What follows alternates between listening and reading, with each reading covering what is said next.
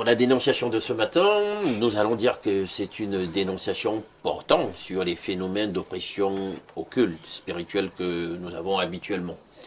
Donc, une dénonciation forcément sous fond de supplique, parce que la personne aussi a besoin d'aide.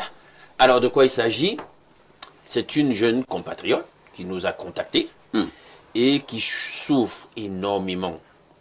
Je dis énormément depuis un bon moment de couche de nuit. C'est-à-dire qu'à chaque fois, dans les rêves, il y a quelqu'un qui vient coucher avec elle. Sauf que le personnage de rêve en question, le personnage onirique en question est masqué. Elle n'arrive pas à décrypter l'identité de son agresseur. Ça dure depuis un moment. Elle a commencé à voir quelques religieux. Elle a vu des pasteurs. Elle est en train de voir sur le moment un prêtre qui prie. Sauf que ça marche pendant un temps. Pendant qu'elle est très assidue avec le prêtre et tout. Bon, un temps ça se calme. Un autre temps ça revient en furie, etc. Elle est vraiment perturbée. Elle est déstabilisée. Et c'est sa complainte en réalité que nous avons en ce matin dans la rubrique dénonciation. Elle veut bien trouver de l'aide, notamment chez ceux de nos copanélistes présents sur le plateau, de même que chez nos téléspectateurs qui auront écouté sa plainte. Alors, la jeune dame, elle a à peu près quel âge? Elle a 28 ans. 28 ans. Elle est célibataire? Oui, elle est célibataire. Elle vit seule. Alors, ça commence à être redondant, hein, cette affaire de couche de nuit, femme de nuit, mari de nuit.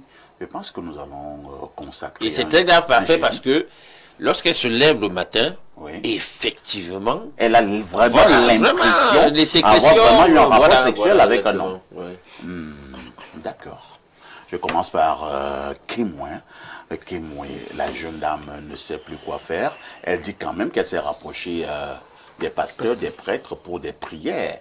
Elle dit aussi que habituellement, quand elle prie, elle a l'impression que ça disparaît un peu, mais à un moment donné, cette affaire recommence. Ça devient un éternel recommencement. D'abord, expliquer ce phénomène, je pense que c'est ce qu'on appelle les couches de nuit. Maintenant, les causes, les manifestations, les conséquences. Le constat qu'on peut faire parfait, c'est que depuis un certain temps, ces problèmes que pose M. Douk sont généralement liés aux femmes. Ça dit qu'il y a cette récurrence des femmes qui ont les problèmes. On dirait que notre société a ce problème, n'est-ce pas? Et que c'est comme s'il y a une intention de fragiliser la femme. Parce que, gardez bien cela, tant que dans notre société, la femme sera touchée à genoux, la société, elle également sera à genoux. Ah bon? Parce que c'est la femme, de manière fondamentale, dans la conception africaine, qui est le pilier, premièrement, de la famille et partant de la société.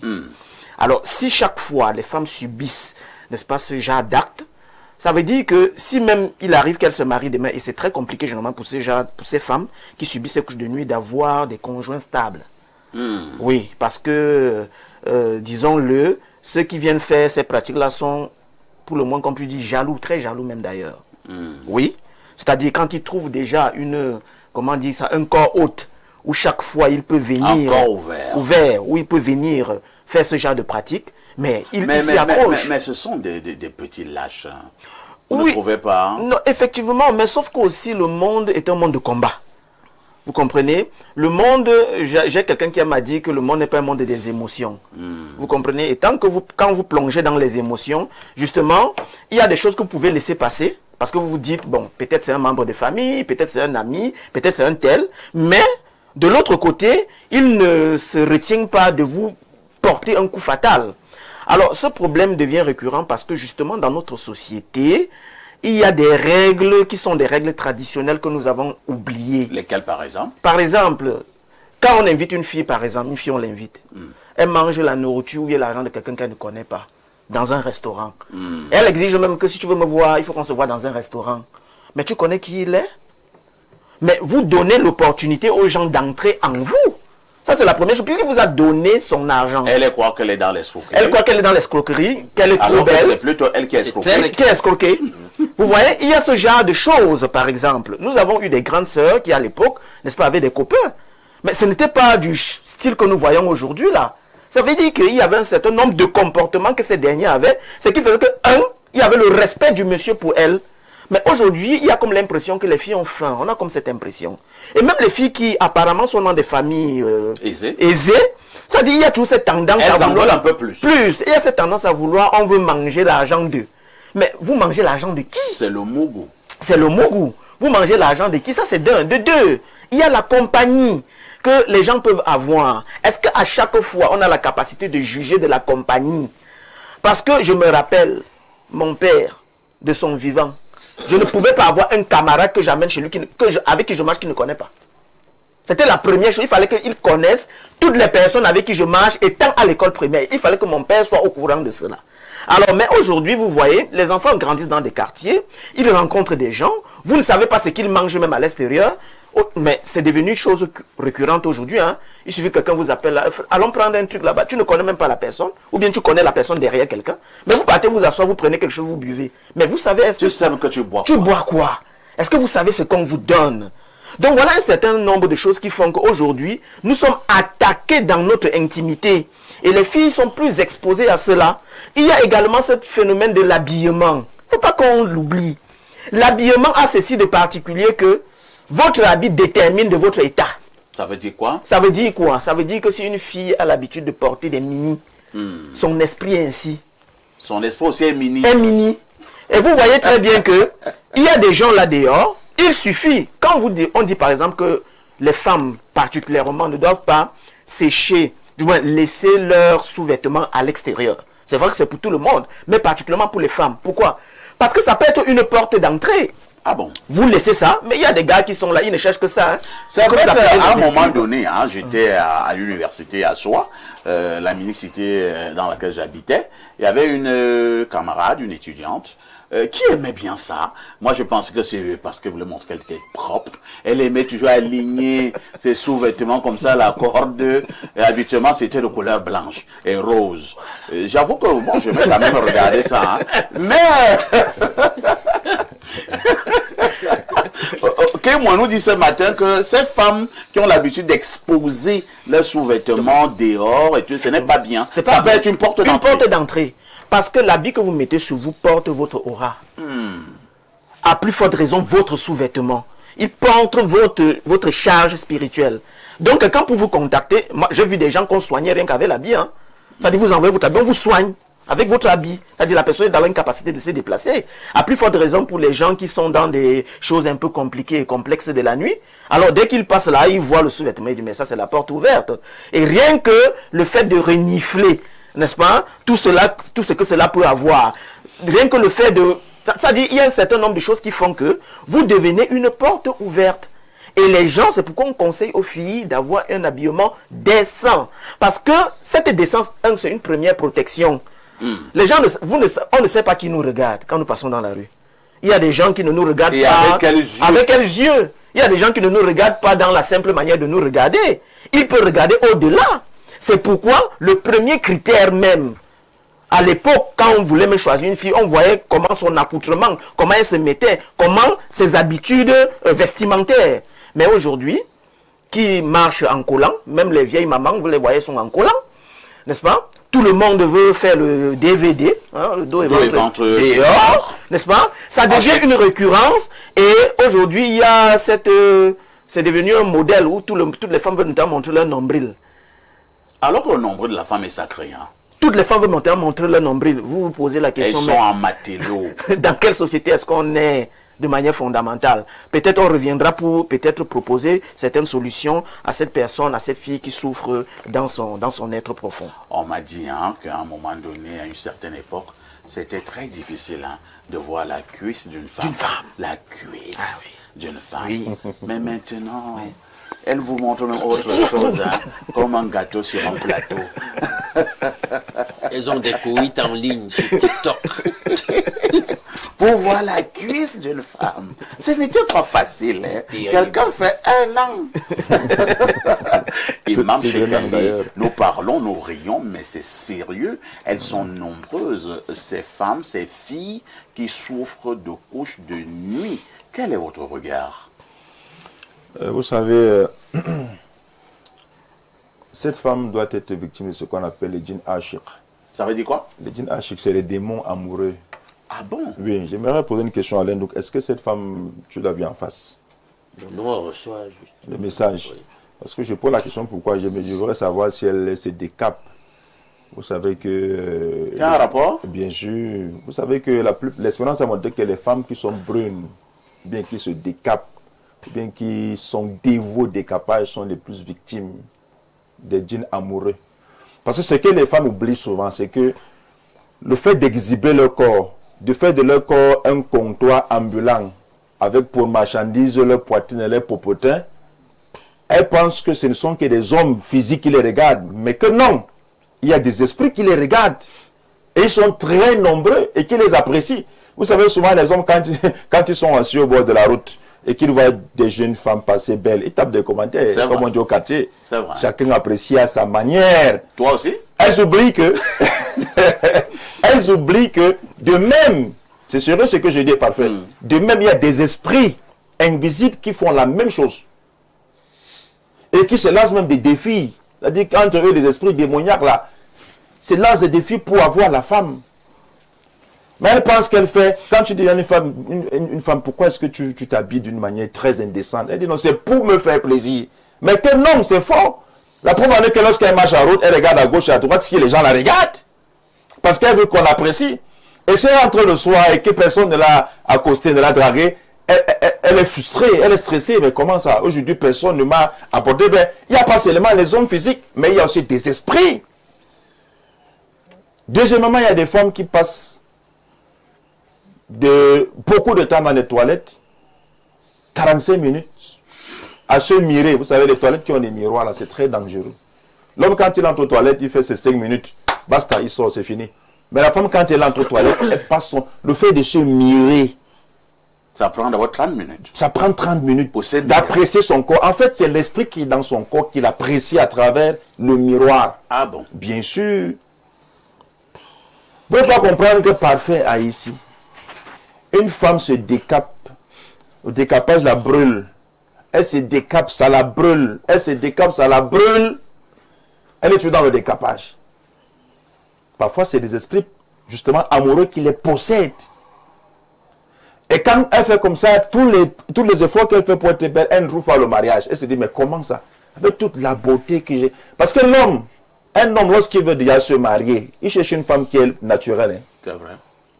Quand un homme veut se marier, quand il veut jouer la vie, il cherche des femmes qui sont bling bling. Est-ce qu'il y a même des hommes, lorsque ceux-là cherchent déjà une femme comme épouse, et il va jeter son dévolu sur celle-là qui est à moitié nue en route? Pas du tout. C'est vrai que je ne connais pas encore. Non, quand un homme veut se marier, quand il veut déjà se canaliser, se concentrer, mais il cherche une femme qui est responsable, une femme qui est naturelle. Les autres femmes là qui sont dans le paraître, c'est pour s'amuser. Dans l'exhibition. Et elles se plaignent tout le temps, ils nous voient. Je ne comprends pas. Un homme aborde, il vient, après il disparaît, ni vu ni connu. Qu'est-ce que j'ai fait? Qu'est-ce que tu as fait? Alors, vous voulez nous faire comprendre qu'à un moment donné, certaines femmes sont victimes de couches de nuit à cause de leur mauvais comportement. À cause de leur immoralité physique et spirituelle. Beaucoup n'y prient même pas.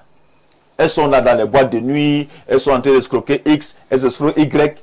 Vous pensez que Dieu n'est pas injuste? À force d'escroquer également des hommes, si maintenant l'homme n'a pas pu avoir des rapports intimes avec toi sur le plan physique, certains peuvent les avoir sur le plan spirituel. Bien sûr, il y en a qui vont pactiser avec des charlatans. On t'envoie un esprit qui te possède et tu as 40 ans, 45 ans, tu n'as pas de mari, tu as des enfants hors mariage, chaque enfant a son père, et tu te demandes qu'est-ce que je fais. C'est pour ça que nous disons aux femmes, faites attention, le dehors est très mauvais, très dangereux. Donc cette femme-là, elle doit être victime de ce qu'on appelle un djinn amoureux. Elle doit revoir d'abord son comportement. Elle doit revoir ses attitudes. Parce que même si on fait un travail spirituel sur elle, il faut d'abord qu'elle fasse des efforts de se conformer. qu'elle se conforme à la volonté divine. Donc, si elle a besoin, si les pasteurs... Maintenant, elle dit quand même qu'elle a contacté des pasteurs, des prêtres. À un moment donné, ça donne, mais ça revient. Elle a besoin d'une solution. On l'a déjà entre guillemets, d'abord attirer son attention, tirer ses oreilles, mais est-ce qu'elle peut être sauvée? Est-ce qu'elle peut être délivrée? Bien sûr, parfait. Que faut-il faire? Que faut-il faire? Si les pasteurs, les prêtres n'ont pas pu, nous disons que c'est à Dieu qu'appartient la guérison. Elle n'a pas encore contacté un imam. Je pense que dans le message, il n'a pas parlé d'imam. Bonne publicité, hein? Donc, quand il vient nous rencontrer sur les imams, on fera un travail sérieux, hein, Inch'Allah.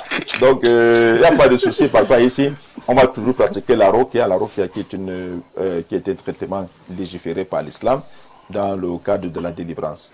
Je voudrais attirer l'attention des uns et des autres. C'est vrai que je ne parle pas à votre place, moi je ne suis pas imam, mais je voudrais dire que vraiment lorsqu'il faut dire soigner quelqu'un, parce que nous sommes souvent bloqués dans ces choses-là. Bon, comme je suis chrétien catholique, donc, je préfère aller chez un prêtre que d'aller chez un imam. Est-ce que vous pouvez dire ce matin que non, lorsque nous parlons, il y a des délivrances, que vous soyez musulman ou chrétien, un imam peut vous délivrer? Bien sûr, parfait. Souvent, même parmi nous les musulmans, il y a ces musulmans qui sont ignorants. Hein.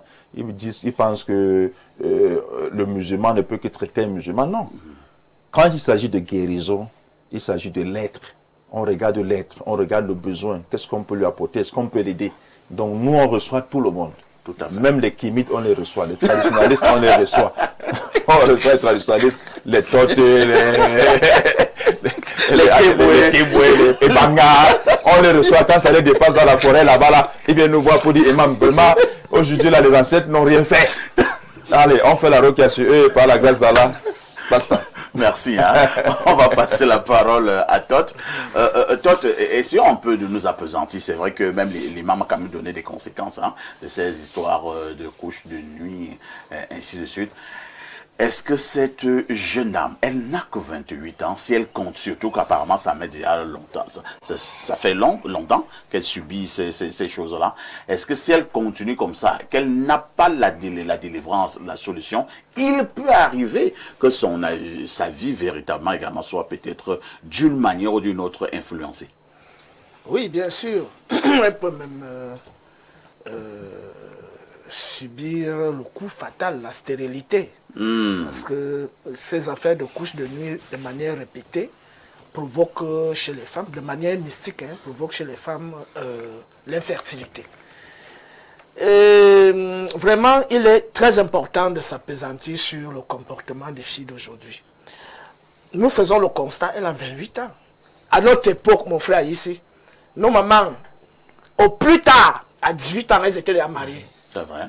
Au plus tard. C'est-à-dire que quand la femme allait même à mariage à 18 ans, on dit qu'elle a trop pris le temps. Jusqu'à une époque là où nous on était encore des petits, on avait 10 ans, nos grandes sœurs allaient en mariage, au plus tard 20 ans. Aujourd'hui, tu vois une fille de 28 ans. Qu'est-ce qu'elle fait? 35 non, je prends le cas d'espèce. Qu'est-ce qu'elle fait? Elles ont mis dans leur tête que quoi? Je ne suis pas pressé. Je dois d'abord jouer ma vie de jeune fille. Et c'est dans cette bulle que toutes ces filles-là, moi je les appelle les sauterelles. Les filles qui sont situées entre 16 ans. Oui. Entre 16 ans, je dirais même 15 ans, jusqu'à 30 ans, je les appelle les sauterelles. Pourquoi je les appelle les sauterelles? Parce que la sauterelle a ceci de particulier que elle regarde devant comme ça. Quand elle saute pour avancer, elle arrive devant, elle commence à regarder par derrière. On ne sait pas quel mécanisme l'a fait basculer pour commencer à regarder par derrière. Parfois, quand elle saute, elle se renverse. Tu vois, donc la sauterelle est un insecte qui n'est pas suffisamment structuré. Donc c'est ce manque de structure mentale, de stabilité mentale, d'idéal à atteindre. Aujourd'hui, là, l'idéal, c'est quoi? Il faut jouir de sa vie au maximum. Escroquer les gars au maximum. Encaisser les pilons de diverses couleurs et de diverses tailles. C'est quoi cette au maximum? Non, mais il faut que je décrive en réalité la mentalité, la bulle dans laquelle elle est. Parce qu'entre elle se dit, tu vas connaître un gars, imagine-toi, tu t'engages avec un gars, tu as 20 ans et tu te maries. Tu n'auras pas eu l'opportunité de connaître les longs pilons, de connaître les courts pilons, tout ça. Donc, C'est Elles sont une exposition dans la de quête, pilons. oui, l'exploration des pilons, des divers pilons qui existent. Tu vois. Donc, c'est un peu cette bulle-là. Et puis, il faut que... Donc,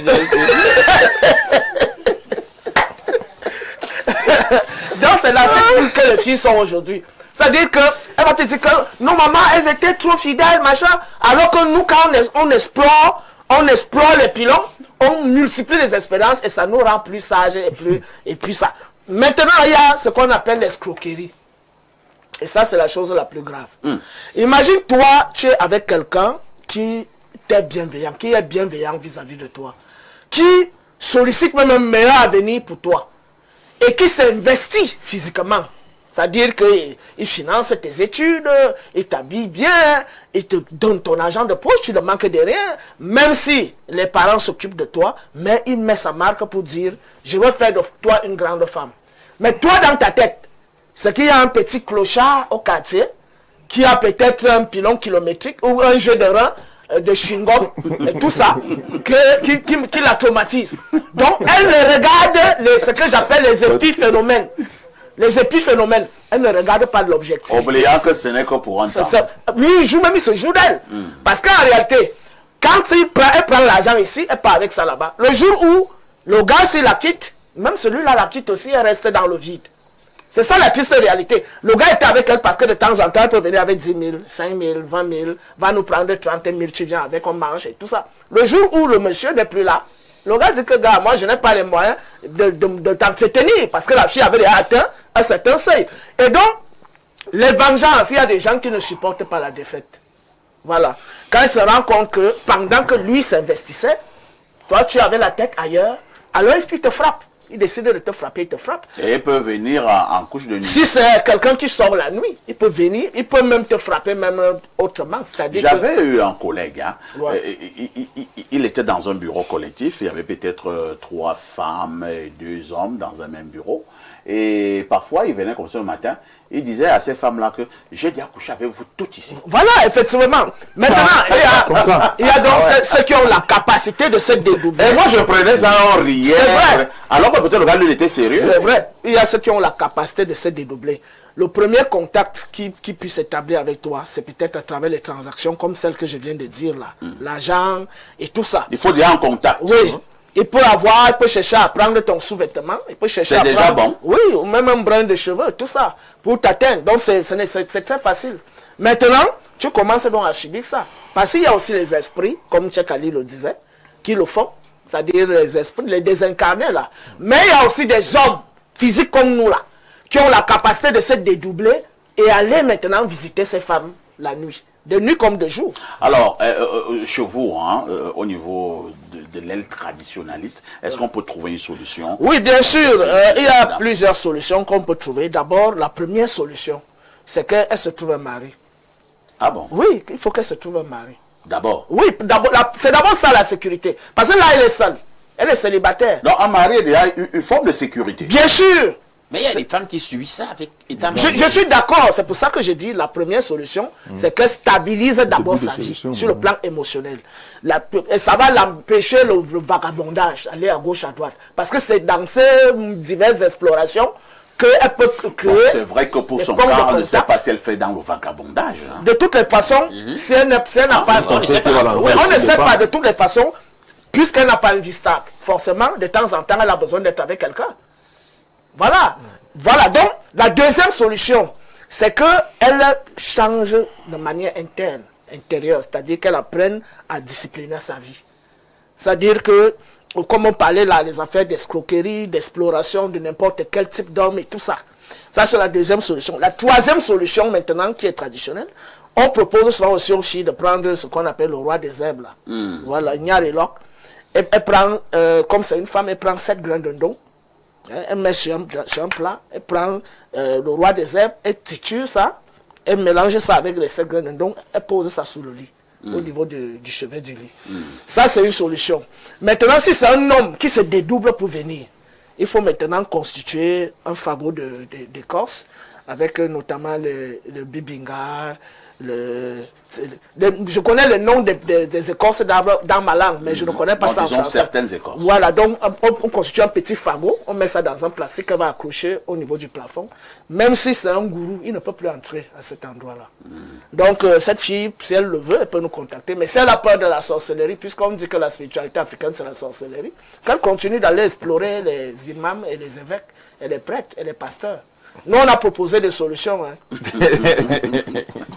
Et Banga Nox, quel est le regard que vous avez face à cette dénonciation de ce jeudi? Il est question de sauver cette jeune dame qui souffre, et maintenant toutes ces autres femmes qui nous regardent ce matin, qui souffrent également de cette affaire de couche de lune. Effectivement. Et puisque beaucoup de femmes nous regardent, je vais prendre déjà dans 10 secondes pour saluer l'une d'entre elles qui nous regarde précisément en ce moment. C'est son anniversaire aujourd'hui. Elle s'appelle Ndoye Biloa Doris Suzanne qui nous suit.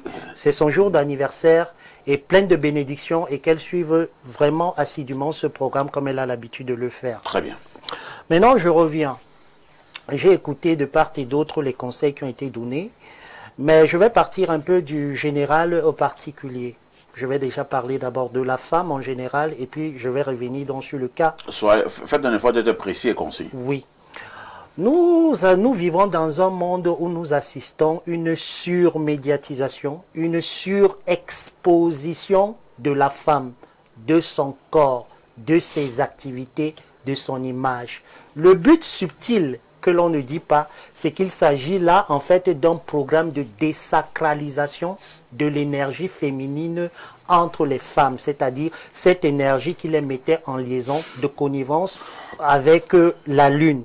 N'oubliez pas que chez nous, on appelle la femme Gon, c'est-à-dire la lune, parce qu'il y a un rapport ontologique entre la lune et la femme qui fait qu'au cours des différentes saisons de lunaison, c'est-à-dire les différents parcours de la lune à travers le mois, la lune infuse des énergies en la femme qui lui servent de parure invisible pour créer en elle les adéquations nécessaires pour qu'elle puisse donc restituer socialement, en communauté, les vertus de la lune. Entre autres vertus, il y a le mystère de la femme. Vous avez signalé tout à l'heure qu'autrefois, il était difficile de percevoir la cuisse d'une femme, de percevoir les pieds d'une femme, de voir même une femme nue. Parce que la femme était celle-là qui savait entretenir le mystère. Et le mystère se veut sacré. Dans une société où les femmes sont de plus en plus surexposées, elles sont de plus en plus désacralisées. Autre type de désacralisation. La société qui crée aujourd'hui des systèmes et des mécanismes où on met en avant des femmes qui aujourd'hui banalisent le concept et la notion de la famille au profit de l'argent qui va les rendre autonomes, c'est encore une autre façon de détourner l'énergie féminine qui devait les amener à jouer leur rôle de mère et porteuse des sociétés. Elles se retrouvent aujourd'hui en train d'être simplement des robots. Vous allez constater que l'homme, quand il cherche de l'argent, c'est pour bâtir une famille. La femme, quand elle cherche de l'argent, c'est pour se sentir indépendante. Vous voyez donc qu'elles sont dans une logique où l'argent les amène à se détourner de leur mission régalienne, de la sacralité dont elles sont censées porter et apporter même à la société. Conséquence, on se retrouve avec des femmes qui ne sont femmes que de corps, mais qui psychiquement, mentalement et psychologiquement ont complètement pas débarrassés, se sont complètement désinvestis de leur charge véritable. Elles sont devenues aujourd'hui des garçons manqués sur le plan mental. Et les conséquences maintenant qu'on peut observer au plan de la société, la fertilité devient problématique. Vous avez de plus en plus de femmes qui ont des problèmes d'accouchement, de plus en plus de femmes qui ont des problèmes à se marier, de plus en plus de femmes qui ont des problèmes même à protéger même la société. Vous voyez aujourd'hui, on voit même nos mamans qui marchent quand elles sont en colère pour lutter contre un certain système de prédation. Mais ça ne marche pas. Parce que l'énergie qu'elles sont censées déployer de connivence avec la Lune ne se déploie pas en elles. Donc on a l'impression que ce qu'elles font relève plus du registre folklorique que de la réalité. Parce qu'elles ne sont plus ces vecteurs véritables. Elles ne sont plus chargées. Elles ne sont donc plus chargées. Et les conséquences, on peut donc les observer sur le plan social. Ça, c'était de façon globale. Parlons donc du cas qui nous Du intéresse. cas qui nous intéresse. Que faisons-nous? Que faisons-nous? À la lecture de ce que M. Ndouk a dit, j'aime souvent à dire que parfois, pour mieux comprendre quelqu'un, il faut que la personne donne tous les éléments. J'ai l'impression que l'histoire, ce n'est qu'on nous a donné une partie de l'histoire, mais pas de toute son histoire. Ce n'est pas parce que quelqu'un forcément fait des rêves, parce qu'il y a les rêves érotiques qui sont répétés. Peut-être à cause d'une surexposition dans la consommation des films pornographiques. Non, ça c'est des cas. Oui. Une surexposition des films dans la consommation des films pornographiques. Les gens qui passent le temps à regarder les films oui, c'est l'une des conséquences. Il faut faire attention. Oui, c'est l'une des conséquences. La surexposition à la consommation des films pornographiques peut également entraîner ce genre de conséquences. Ou de plus en plus, vous rêvez que des rapports sexuels, et vous réveillez puisque le corps réagit. Quand psychologiquement, mentalement, le rêve devient une forme de réalité parallèle que vous vivez, mais entre-temps, le corps vit également la même chose. Vous vous retrouvez le matin, vous êtes mouillé pour la femme. Moi, voilà, je me rappelle quand on était petit, ma première expérience d'éjaculation, c'était, moi je dormais. J'ai eu un rêve érotique. Ma première. J'avais, je crois. C'était des couches de nuit. Non, ce n'était pas des couches de nuit. Voilà. Pour ce type, je prends le cas, parce que les autres ont déjà pu développer au niveau du mystique et tout, donc je ne vais pas revenir là-dessus. Pour ce cas, au cas où il s'agirait d'une surexposition dans la consommation des films pornographiques, je vous assure, parce que j'ai guéri une fille comme ça, la prière n'est pas la solution. Les imams, les pasteurs, tout, ce n'est pas la solution. C'est un travail de reconditionnement psychologique. C'est là, ça coupe ça, simplement. Parce que si on ne reconditionne pas sa psychologie, elle va prier. Vous allez l'amener, vous allez même lui oindre avec vos huiles d'onction. Ça ne changera pas. Il y a tout un travail psychologique à faire. Et également, dans ses habitudes, on va chuter. Qu'elle cesse, je dis bien encore, je précise, s'il s'agit d'un cas de consommation abusive de films pornographiques, qu'elle commence déjà à retravailler et à reconsidérer ses dispositions, ses inclinaisons malsaines à ce type de programme. Alain, donc je pose une question légèrement bizarre, hein, mais pour moi très importante. Ceux qui passent le temps à agresser les femmes sexuellement, et c'est même aussi vice-versa, hein, donc c'est les hommes qui ont des couches de nuit. Il ne faut pas penser que ça concerne que les femmes.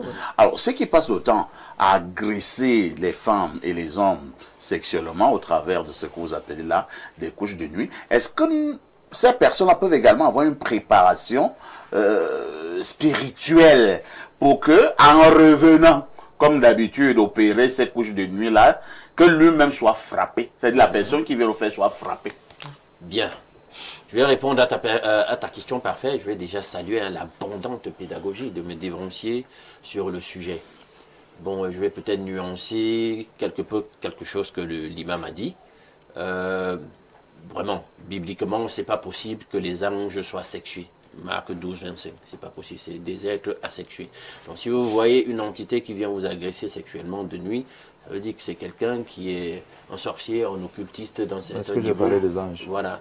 La part des non, justement, les démons sont des anges déchus. Non, ça, les démons sont des anges déchus. Bien. Selon ta croyance.